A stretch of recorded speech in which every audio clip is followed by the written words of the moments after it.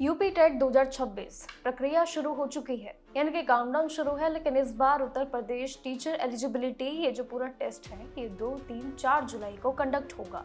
कल से शुरुआत। लगभग 16 लाख उम्मीदवार ये परीक्षाएं देने वाले हैं और इसलिए एग्जाम को अगर देखें तो इसके नियमों को भी नजरअंदाज नहीं किया जा सकता।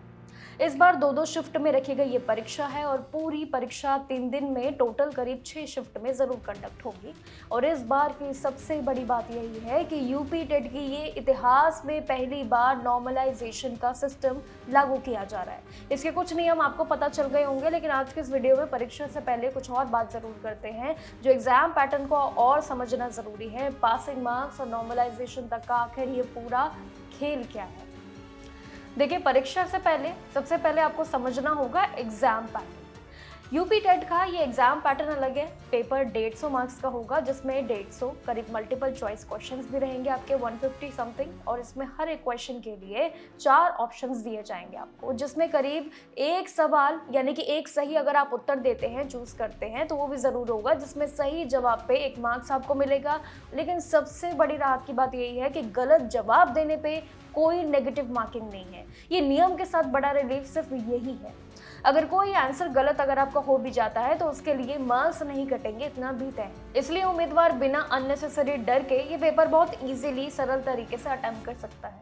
और अब बात करते हैं क्वालिफाई मार्क्स की। यूपी टेट एक एलिजिबिलिटी एग्जाम होता है। इसमें सिर्फ पास होना जरूरी होता है और जिसमें जनरल कैटेगरी के उम्मीदवारों के हिसाब से देखें तो क्वालिफाई करने के लिए यहाँ पे 60% मार्क्स यानी कि करीब 150 में से कम 90 मार्क्स के आंकड़े लेके चलने होंगे आपको।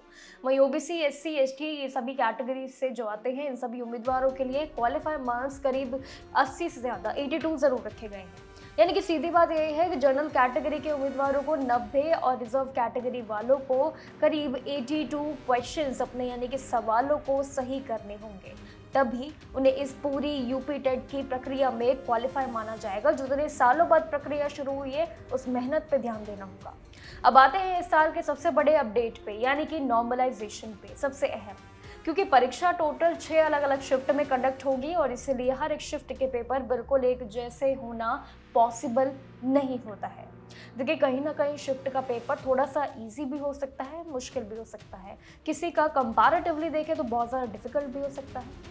अगर ऐसे में सिर्फ अगर देखिए मार्क्स के बेसिस पे अगर ये पूरी प्रक्रिया अपनाई जाएंगी तो इजी पेपर देने वाले उम्मीदवारों को एडवांटेज भी मिल सकता है और टफ पेपर देने वालों को इसमें नुकसान भी हो सकता है। यही नॉर्मलाइजेशन का नियम कहता है। इस प्रॉब्लम को खत्म करने के लिए अब सीधे यूपीई एसएससी ने जरूर इस बार नॉर्मलाइजेशन सिस्टम को लागू किया है, शायद कुछ सोच समझ के। देखिए, आसान भाषा में देखें तो नॉर्मलाइजेशन एक मैथमेटिकली फॉर्मूला है जो कि अलग अलग शिफ्ट के पेपर की डिफिकल्टी लेवल को कंपेयर करता है, एक कंपैरिजन बनाता है। उसके हिसाब से ही फाइनल स्कोर के एडजस्ट में ये जरूर मार्क्स को बढ़ोतरी कम में रखता है। इसका मकसद किसी उम्मीदवारों को एक्स्ट्रा बेनिफिट देना बिल्कुल नहीं है। ये नॉर्मलाइजेशन ये कहलाता है कि नुकसान जो है किसी को ना पहुंचे, बल्कि यहाँ पे सभी उम्मीदवारों के लिए इक्वल मार्क्स, फेयर इवैल्यूएशन यहाँ पे इंश्योर जरूर हो। अब देखिए, सुप्रीम कोर्ट के अगर हम देखें इसके हिसाब से जो जानकारियां जरूर आई है उस पर मल्टीपल शिफ्ट एग्जाम में इस तरीके से सिस्टम काफी जगह यूज भी किया जा रहा है। वहीं यूपी टेट में भी पहली बार इसी वजह से अप्लाई जरूर किया जा रहा है नॉर्मलाइजेशन का ये नया नियम। लेकिन सवाल यही उठता है, क्या नॉर्मलाइजेशन के बाद मार्क्स बढ़ भी सकते हैं और घट भी सकते हैं? तो आखिर ये बड़ी चुनौतियां क्या रंग लेके आएगी?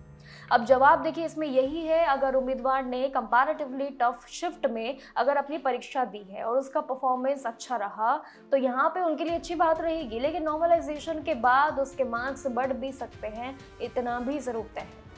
अगर किसी शिफ्ट का पेपर दूसरी शिफ्ट के कंपैरिजन में देखूं तो काफ़ी इजी भी ज़रूर रहा था, तो अगर उसका शिफ्ट भी उम्मीदवारों के मार्क्स में एडजस्टमेंट की बात आए तो वो भी ज़रूर हो सकता है।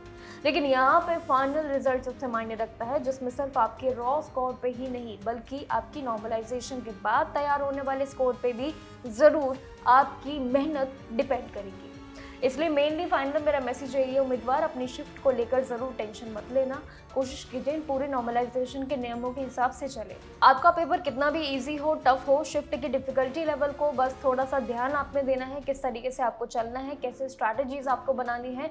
और बाकी कल से आप सभी की परीक्षा जरूर शुरू होने जा रही है। अपनी एक्यूरेसी मेंटेन रखना, प्रैक्टिस जरूर लगातार करते रहिए।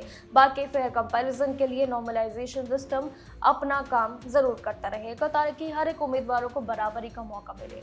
मिलते रहेंगे आपसे बाकी जानकारियों पे जरूर, तब तक के लिए नमस्कार और देखते रहिएगा जागरण जोश।